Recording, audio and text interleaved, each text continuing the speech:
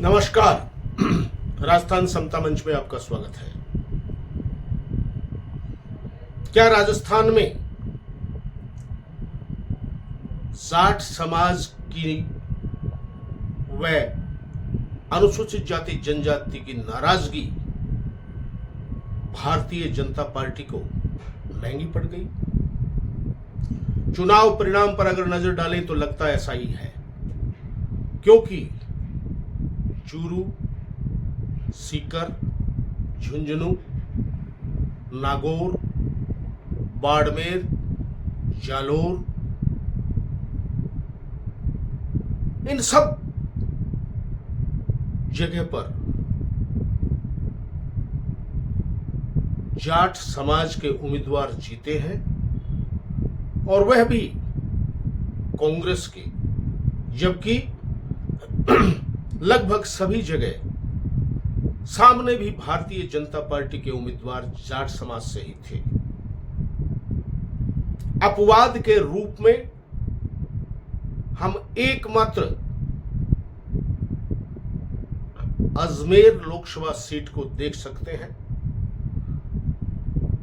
जहां आमने सामने जाट होने के बावजूद भारतीय जनता पार्टी जीत पाई है। तो जालोर में कांग्रेस का उम्मीदवार पूर्व मुख्यमंत्री अशोक गहलोत के पुत्र वैभव गहलोत होने के चलते सामने भारतीय जनता पार्टी का जाट प्रत्याशी जीता है। उसके अलावा सभी जगह जीते तो जाट हैं, लेकिन वो कांग्रेस के या इंडिया गठबंधन के प्रत्याशी ही जीत पाए हैं। बाड़मेर एक ऐसा क्षेत्र रहा जहां सामने केंद्रीय मंत्री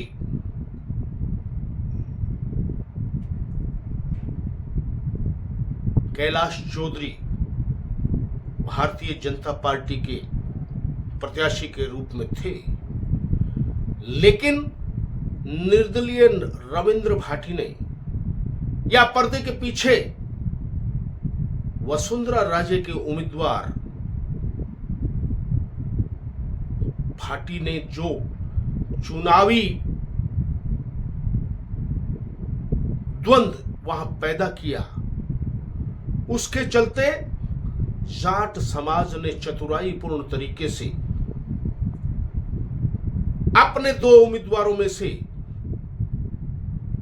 एक उमिताराम बेनीवाल को चुन लिया और उनका साथ दिया अनुसूचित जाति जनजाति और अल्पसंख्यक उम्मीदवारों ने।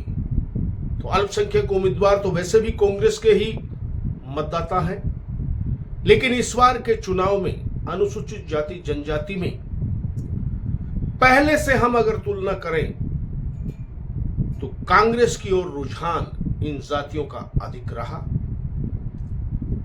तो पूरे राजस्थान में, पूरे हरियाणा में जाट समाज का रुझान कांग्रेस की तरफ ही देखा गया है।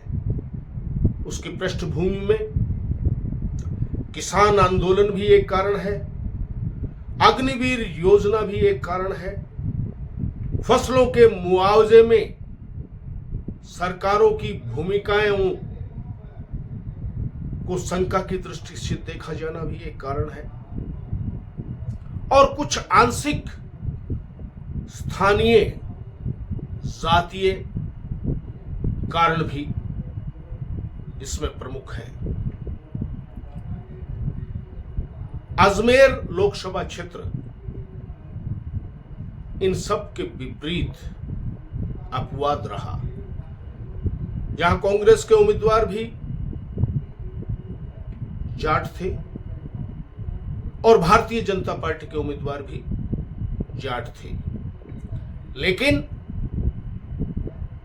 सारे गणितों को अजमेर संसदीय क्षेत्र ने धराशायी कर दिया और भारतीय जनता पार्टी के भागीरथ चौधरी सांसद बन गए। उनमें कुछ आंशिक कारण कांग्रेस की अपने अंदर की राजनीति भी हो सकता है। तो बाड़मेर में जातीय उन्माद प्रमुख रहा है। बात करते हैं जालौर संसदीय क्षेत्र की। जालौर संसदीय क्षेत्र में कांग्रेस ने अपना उम्मीदवार पूर्व मुख्यमंत्री अशोक गहलोत के पुत्र वैभव गहलोत को बनाया, जो पहले तो बाहरी क्षेत्र के थे। चूंकि वे जोधपुर के रहने वाले हैं और बड़े नेता के पुत्र होने के चलते पिता के राजनीतिक आशीर्वाद से वे टिकट तो जालोर संसदीय क्षेत्र से ले आए, लेकिन लाख कोशिशों के बावजूद भी, अशोक गहलोत खेमे के पूरे अमले के जुट जाने के बावजूद भी जालोर संसदीय क्षेत्र में वैभव गहलोत एक बार फिर सांसद नहीं बन पाए। और अशोक गहलोत के सबसे करीबी ओएसडी रह चुके पुखराज पाराशर, जो कि इसी संसदीय क्षेत्र से आते हैं और पूरे 5 साल सत्ता की चाबी जिनके हाथ में रही है और उस वक्त के मुख्यमंत्री अशोक गहलोत का पूर्ण आशीर्वाद उनके ऊपर रहा है, उसके बावजूद वे अपने राजनीतिक आका पूर्व मुख्यमंत्री अशोक गहलोत के पुत्र वैभव गहलोत को कोई मदद नहीं कर पाए। उनके क्षेत्र से पूरी तरह से कांग्रेस पिछड़ी है और वहां पर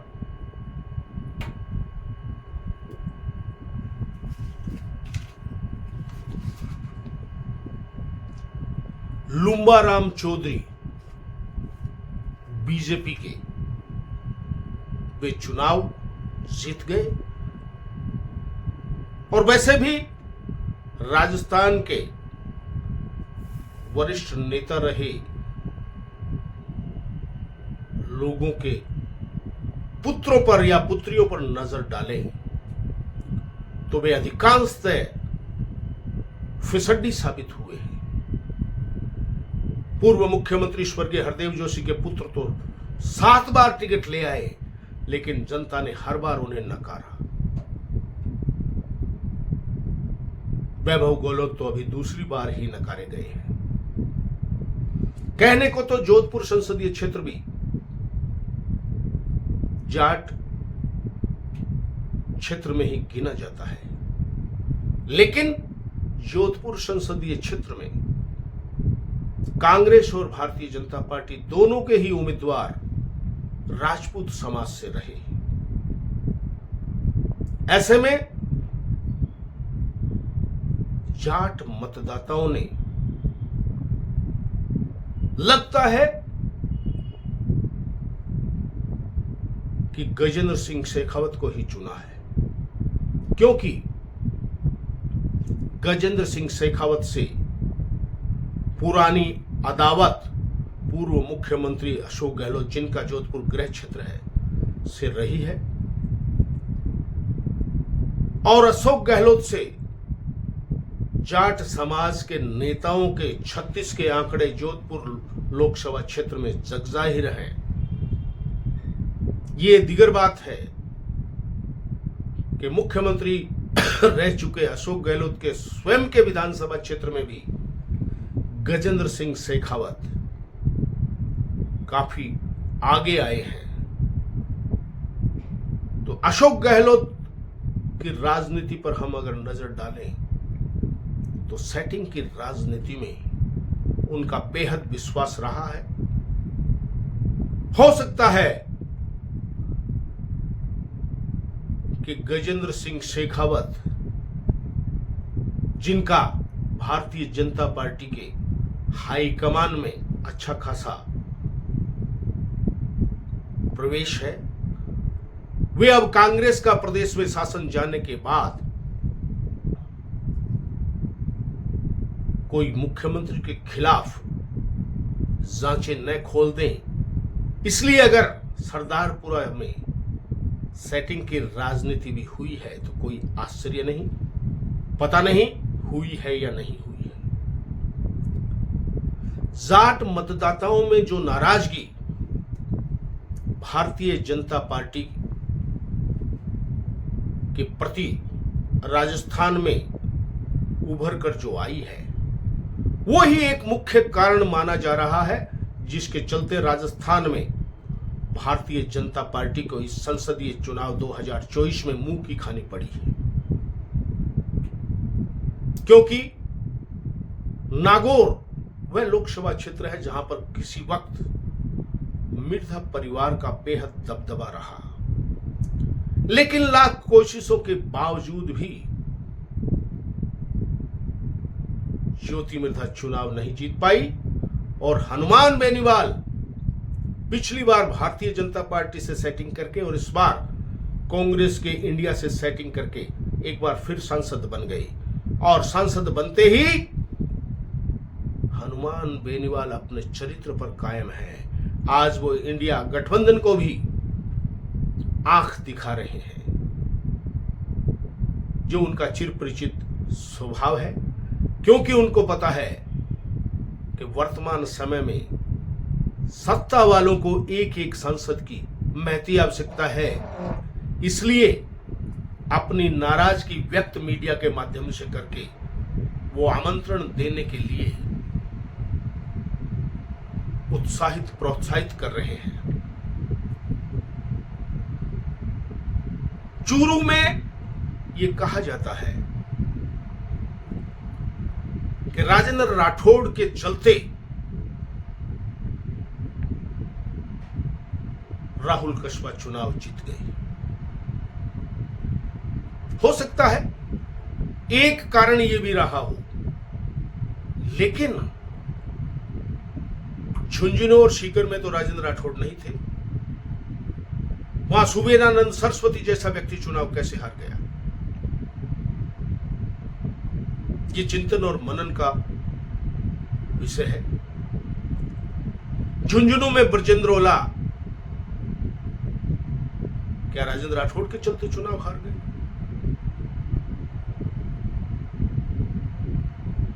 ऐसे में अपने राजनीतिक हित के लिए किसी का भी नाम लेना किसी भी नेता द्वारा अपना एक निजी राजनीतिक हित साधने का प्रयास हो सकता है, लेकिन चूरू, सीकर, झुंझुनू, नागौर, बाड़मेर, ये जो क्षेत्र हैं जहां से आमने सामने भी जाट उम्मीदवार ही थे, उसके बावजूद भी भारतीय जनता पार्टी को शिकस्त मिली है।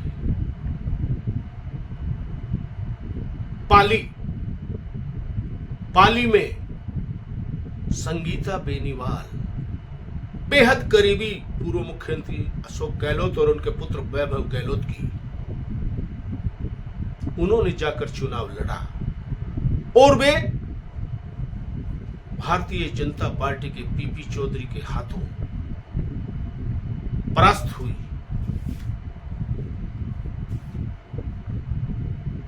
एक तो वो बाहरी क्षेत्र की थी, दूसरा जालोर, माफी चाहूंगा, पाली संसदीय क्षेत्र में संगीता बेनीवाल का कोई आधार नहीं था। उन्हें तो टिकट जो दिया गया वो पूर्व मुख्यमंत्री अशोक गहलोत की कृपा से मिला।